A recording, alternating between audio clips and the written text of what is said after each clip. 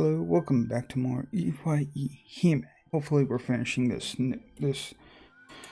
story, this current story off. From that day onward, Suzunome forever drifted the sea between nightmares and reality. Having lost all her spiritual defenses, she was like a bonfire on a cold, dark night for evil spirits. Seeking fresh warmth, they swarmed her one after another, subjecting her soul to a chain of grief, suffering, envy, and anger. No one apart from her could ever understand what sort of terrifying hell tormented her being. To them, it just looked like she was merely spacing out. よいか、皆の衆。この女子に、我らの村の呪いがすべて封じ込められておる。もし、この女子の身に何かがあれば、呪いは再び解き放たれてしまうのじゃ。陸奥が奪いに来るやもしれん。悲観して二人して心中などされたらたまらぬぞ。それだけは何としても避けねばならぬ。それに突然我に返って受水でもされてはたまらぬのでな。牢を作るのじゃ。そこにこやつを閉じ込めておけば安泰というもの。Oh, wow. The mayor promised the sacrifice would be treated courteously for the rest of her life. Well, like I said, I think I said something about it being pure bullshit. Yet from that day onward, she was treated like a mere criminal. Oh, wow. He brought Suzunome to a cave and imprisoned her there. She wasn't allowed to live or die. All she could do was suffer from those nightmares until the end of her days came. No one repaid her for her sacrifice. Instead, they acted like she was a pariah. This was the start of their 1,000-year living hell. Suzunome slowly rose to her feet in the dark cave. Her eyes shone just like those of the sacred deer. 人にね、こしゃくなことを。すすだきの秘術にて我を封じるとは、どこまでもこしゃくな。だが、人の子の術など、永遠に続きはせぬ。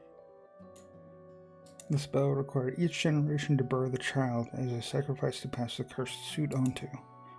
But the divine curse knew that the spell wasn't perfect.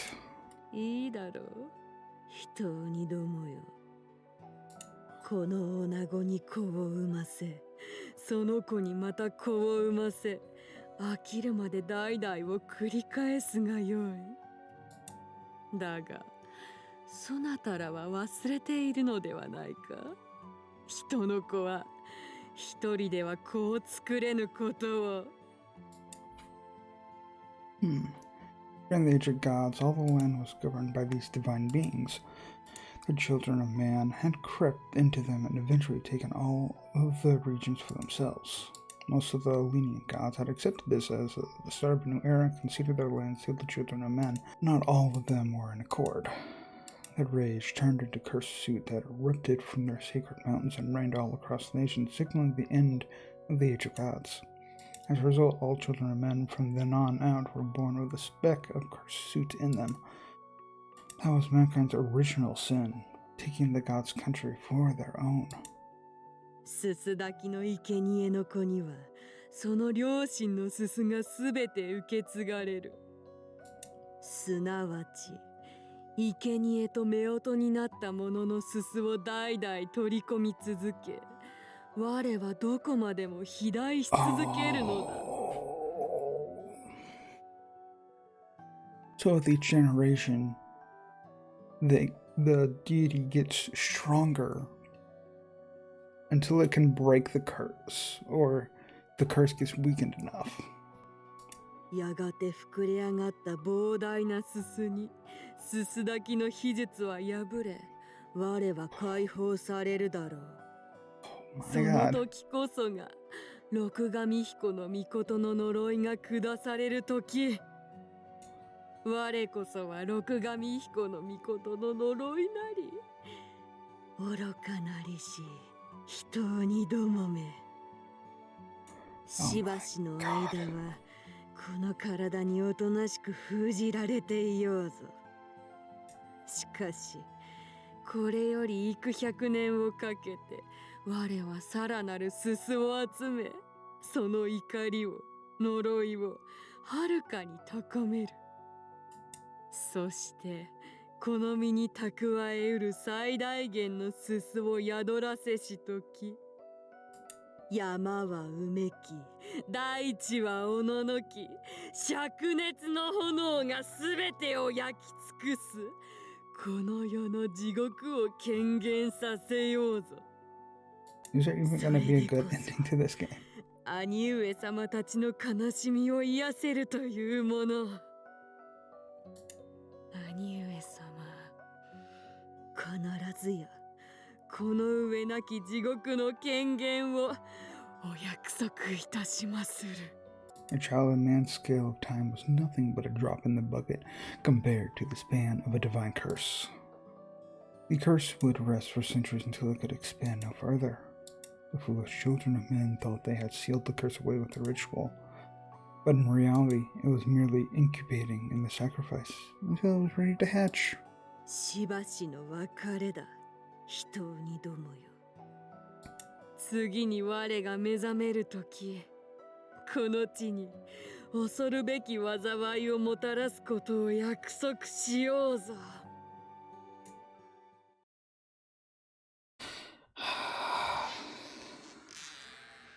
I heard the cave's lattice doors creaking open. Someone was probably bringing food.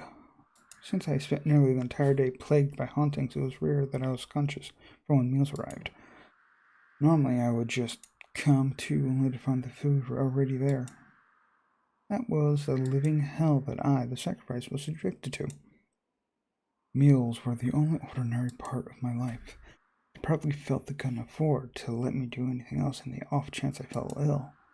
However, something felt different about the person bringing food this day. It's Mutsu. I could tell they were holding their breath and treading carefully. It's Mutsu. Who was it? When I saw him, I gasped. Mutsu! 静かに。 My legs had withered and atrophied, but I managed to stagger to my feet. Mutsu dashed over and helped me up. 遅くなってごめん。いいの。来てくれてありがとう。 Oh. Buried my face in his chest and quietly wept for a short while. Maybe he was right, maybe he was too late. There was no way to rid my body of the cursed suit, no way to save me from the world and nightmares. And yet he'd come for me. There were occasions where I awakened from the hauntings. What bliss it was that Mutsu had come to me at such a time. 行こう。交代の見張りがいつ来るかもわからない。私のために無茶をしてくれたのですね。君のためなら大したことじゃないさ。さあ、行こう。歩ける。はい。 I started walking with Mutsu guiding me by the hand. The door to the cave was wide open. I never believed I'd leave here that alive. The sunlight was blinding. I couldn't keep my eyes open, but I could feel the fresh air against my skin. The scent of nature brought back memories. 大丈夫。目がくらんで。かわいそうに。ずっと暗いところにいたから。もう大丈夫です。 Once I opened my eyes, a sight from long ago flooded into me. What I found was not the outdoors, but rather a stone room. Oh, wait, what was I? What?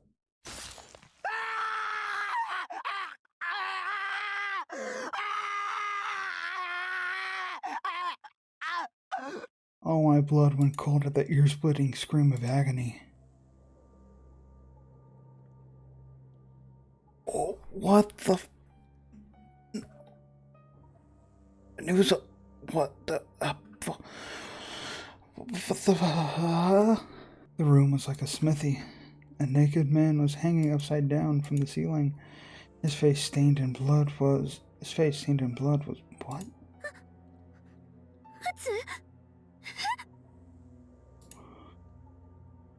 And who was holding my hand? I turned around in horror, discovered the man next to me was no longer Mutsu.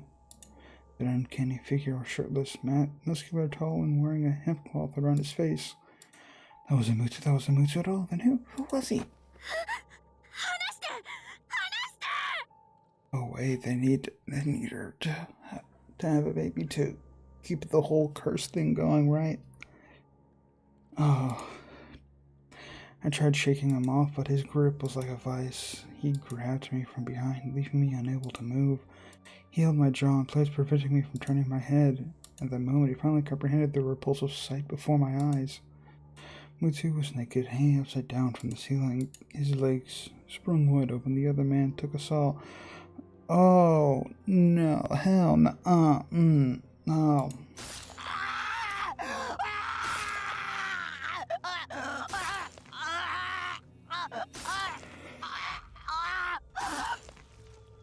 Oh, no.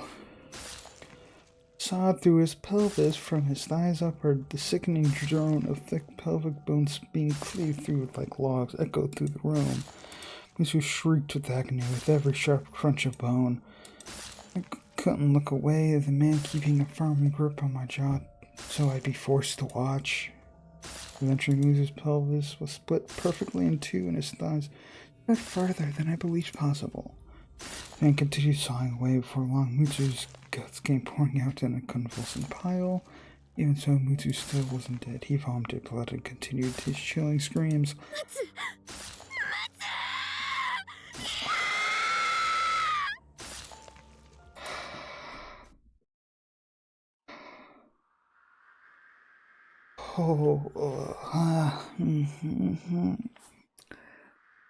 How does this damn story surprise me every... How does this game manage to surprise me every single time?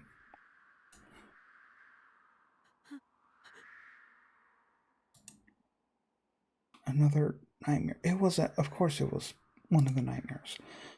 I could no longer tell dream from reality. It seemed like I'd regained consciousness for real this time, but this had to be the start of yet another nightmare, I was sure of it. I couldn't allow myself to hope for Mutsu's arrival ever again. If I did, the evil spirits would just prey on that and continue showing me those sorts of gruesome nightmares. Besides, this was probably the beginning of a new nightmare anyway. I couldn't let my guard down and assume I'd return to reality. In fact, the new nightmare was already beginning. I heard several people approaching.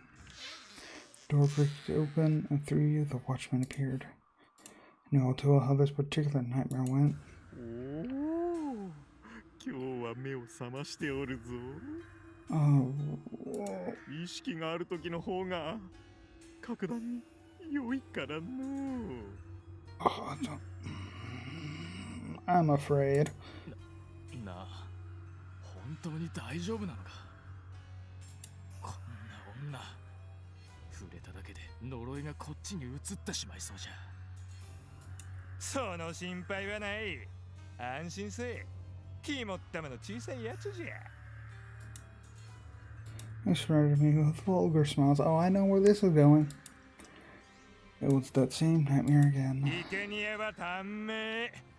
何年も生きられんのじゃ。だから死ぬ前に赤子にすすを引き継がねばならぬからな。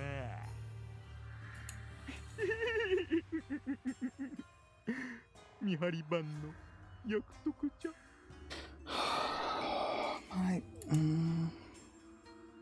Yes, this had to be that same nightmare. As long as I hardened my heart, I'd wait for it eventually. The stench of the men's sweat and rotten breath tormented me.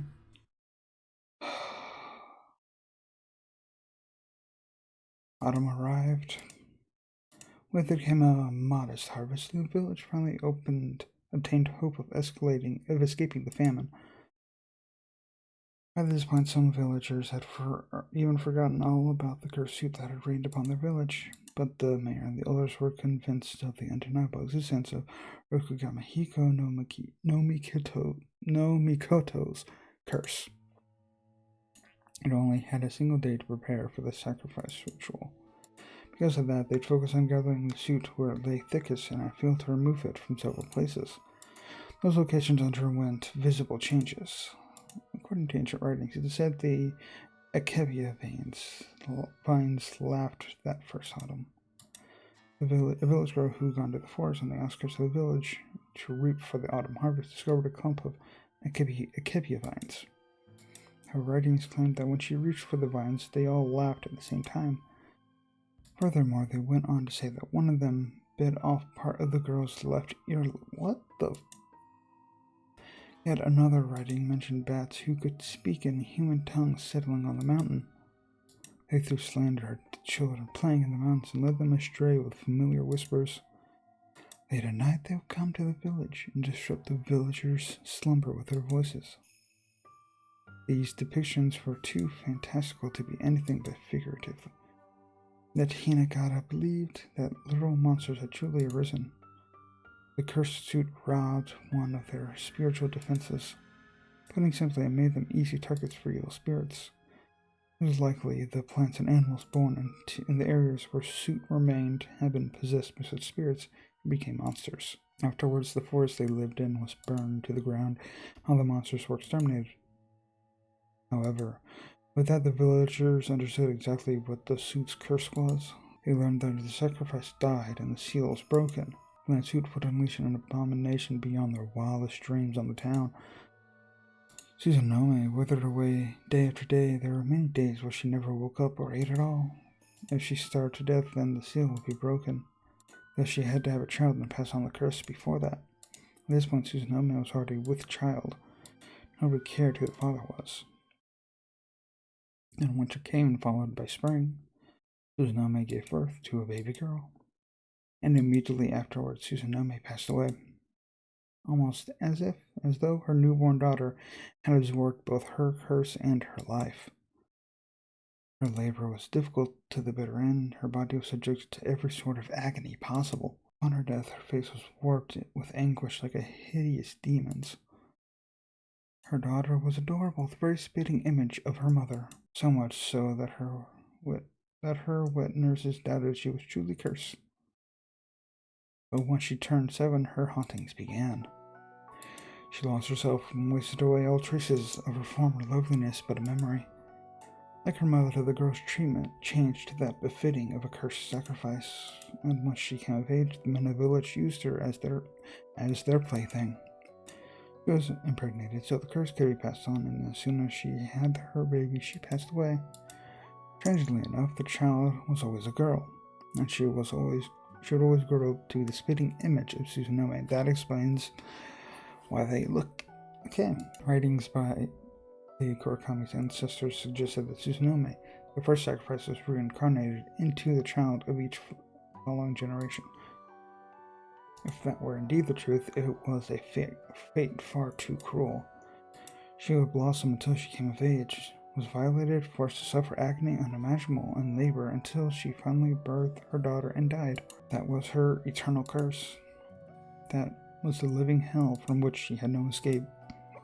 Though the ancestors of the Kurakamis did it to protect the village from the curse, the black arts they resorted to were horrifying. However, once fate's gears were in motion, they could not be stopped. In order to keep the suit from covering the land, Suzunome and her descendants had to endure an eternal hell of endless suffering. Around the early 17th century or so, the sacrifice's conditions suddenly changed. Something about her was clearly wrong compared to all the others depicted in Kurakami's records. She would grip her swollen stomach as she foamed from the mouth, begging someone to kill her. 腹の中で巨大な石がゴロゴロと転がり続ける痛みなど聞いたことがありませぬ。おそらく人の病気ではありますまい。このあざの黒さはまさにすすの色。恐ろしいや。 Suzunome 六神彦の御事の呪いは時代を経てますますに強くなっているというのか。The hauntings had gone out of control, and there were ominous soot-colored bruises swelling across the girl's abdomen. Two men looked at the tome of black art statement they'd stolen from Suzunome when she was sacrificed. When they did, they hypothesized that the suit had grown with each generation and was now about to reach its limit. If this kept up, the suit would grow too powerful for the sacrifice to bear and would burst out of her. The girl was facing hellish anguish from the swollen suit, seeking to explode out of her.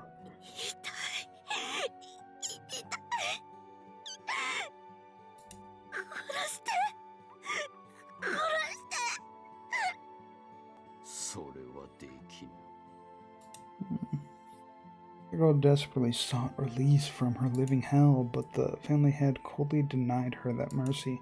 その腹の子を産み、呪いを引き継ぐのがお前の役目。出産まであと2月。耐えるのだ。そうすれば、お前も母たちのもとで安らかに暮らせるぞ。Once you have your child, you will be released from your suffering. Those were the words each family had said to each sacrifice every generation. Of course, they all knew just how agonizing her end would be. 古文書で過去の生贄たちの様子を見る限り、呪いのすすは世代を重ねるごとに増えるのでしょうな。このまま赤子を産んでも、今以上のすすを引き継ぐことになるわけか。こやつとて子を産める年まで持たせるのにどれほど苦労したか。下手をすれば次の子は子を産む前に死んでしまうやもしれぬ。そのようなことがあればこの地に大いなる災いが起こる。それだけは許されぬのだ。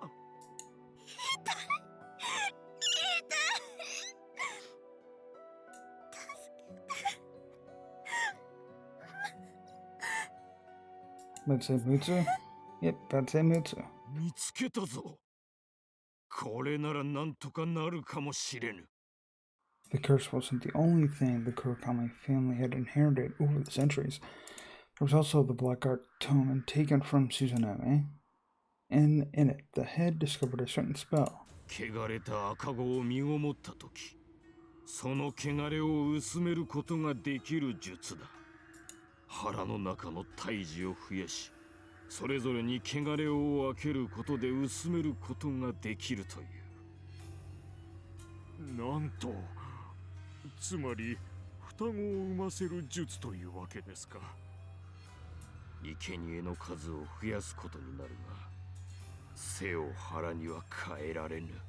Oh, この術で that's why it's so spread お out やつの then. 腹の中の子を増やしてすすを分け薄めるのだ。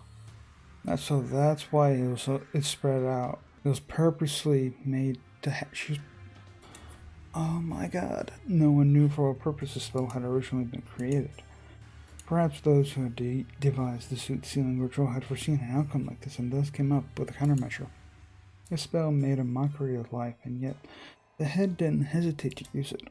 He waited until the girl reached her final month of pregnancy. Then he placed her on an altar surrounded by eerie candles. Once he was ready, he recited the ancient cursed words. 双子などと生ぬるいことは言わぬ。三つ子でも四つ子でも構わぬぞ。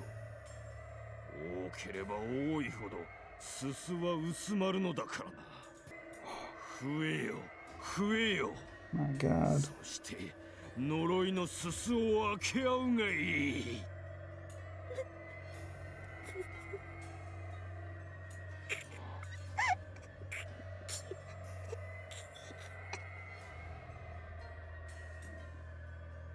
The girl's swollen stomach distorted from the inside like a bubbling cauldron, almost like a monster were trying to eat its way out of her. The unfettered pain was too much for the girl to bear, and she finally passed out, foaming at the mouth. The family had continued reciting the cursed words.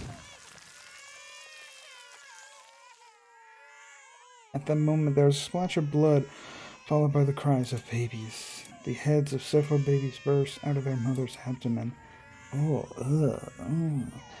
Suffering from agony untold in any era, the girl convulsed and passed away.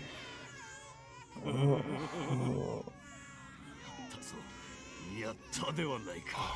god.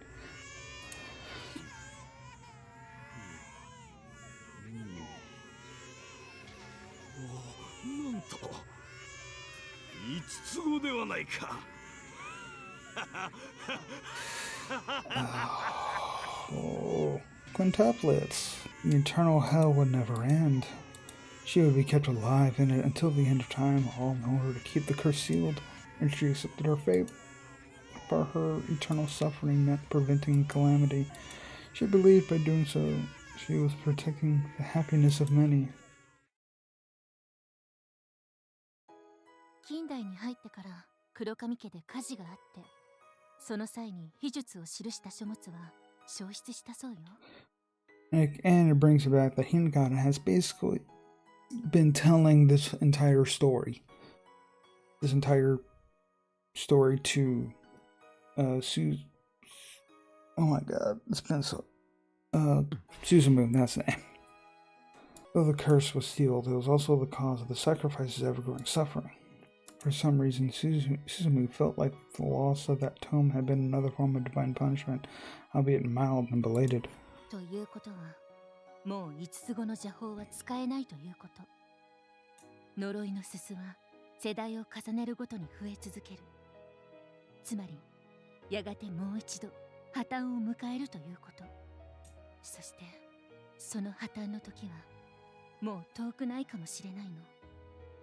トエちゃんはお腹の中に大きな石がいくつも転がるような違和感を覚えると言っている。それはまさか。おそらくは破綻の兆し。五つ子の邪法が失われた以上、もう生贄からすすを減らす術は存在しない。できることはすすをこれ以上一粒たりとも増やさぬことだけ。黒髪家は考えたの。ひょっとしたら父親からすすを取り込んでいるのではないかって。それで言い名付けを。察しがいいわね。そういうこと。That explains why Sho had that nightmare, like way back in the first chapter. I think it was the first chapter, right? First or second chapter, somewhere in there. トエちゃんには相手の持つすすが見えるらしいの。Finally understood why Toei was engaged. She had been looking for someone without any suit in order to keep the suit within her from growing. Finally, she found that someone, and Sho, I don't even, did they ever say his last name? I don't remember. Sho Kaminuma.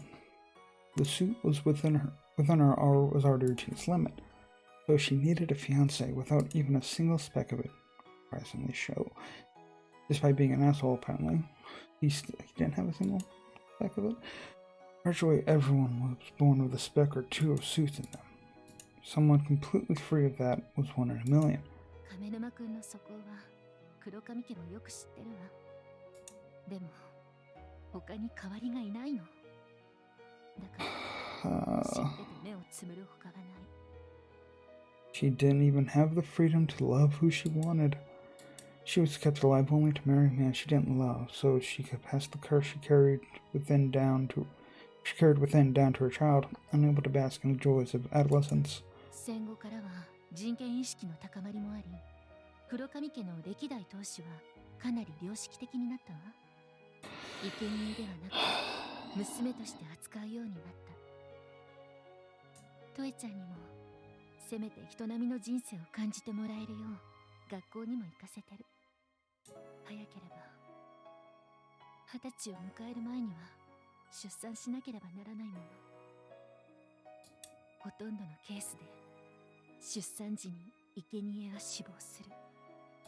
彼女の命はあと数年もないのよ。でもそれで苦しみが終わるわけじゃない。また新しい命に新しい苦しみが始まる。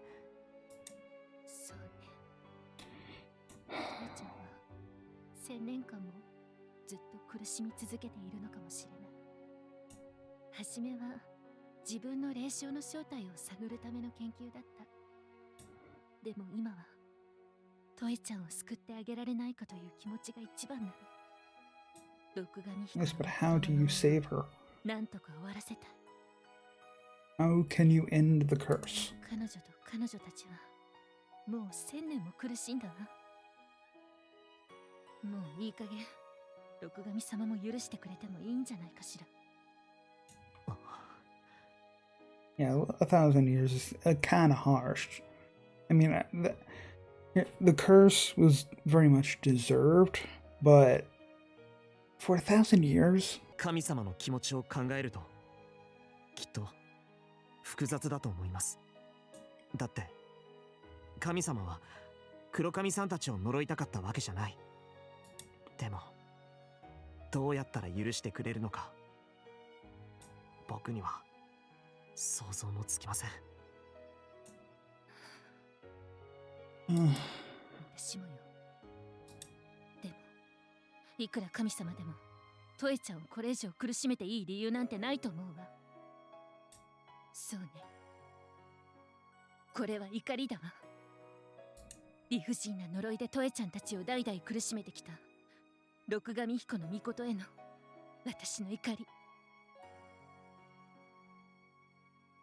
私だって若い時は霊障ですっごい苦しめられたんだから、もう二度とあんなのはごめんよ。見つけたいです。呪いを解く方法。先生には知識がある。そして僕には力がある。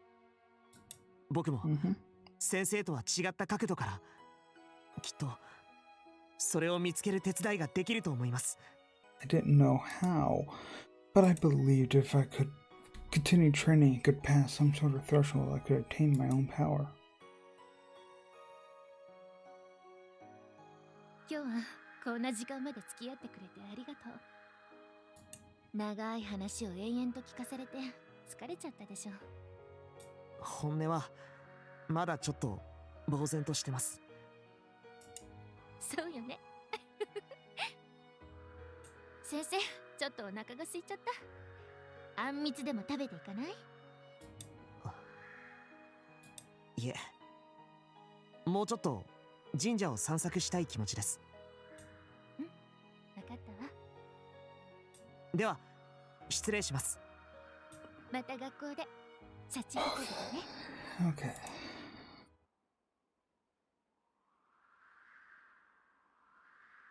I said goodbye to Machine Gun and returned to the train grounds. Of course, it's true that I was stunned by such an outlandish story. But apart from that, I felt like I'd gone on a 1,000-year-long trip for some reason. Like I just left the theater after watching a long, long movie. I wanted to be alone so I could get my feelings sorted out. I felt like I was still in the movie Everyone's Had Time, where they emphasized too much and felt like they'd become the protagonist. But even after returning to reality, it still felt that way. In fact, I felt more like I'd finally remembered something I'd forgotten for many years. It was a strange feeling, one I'd never experienced before, and I just couldn't get rid of it. Well, god damn it, there is still another section to do. And I don't want to end up accidentally recording for an hour again. So yeah, I guess we're ending it there. I hope you enjoyed this episode of Iwaihime. It was very disturbing, this one. I mean, Iwaihime is supposed to be disturbing. But this, man, they managed to surprise me every single time. Anyway, I hope you enjoyed. Check out other videos I've done. Subscribe and like and comment. Comment whatever you want. And see you next time. Bye bye.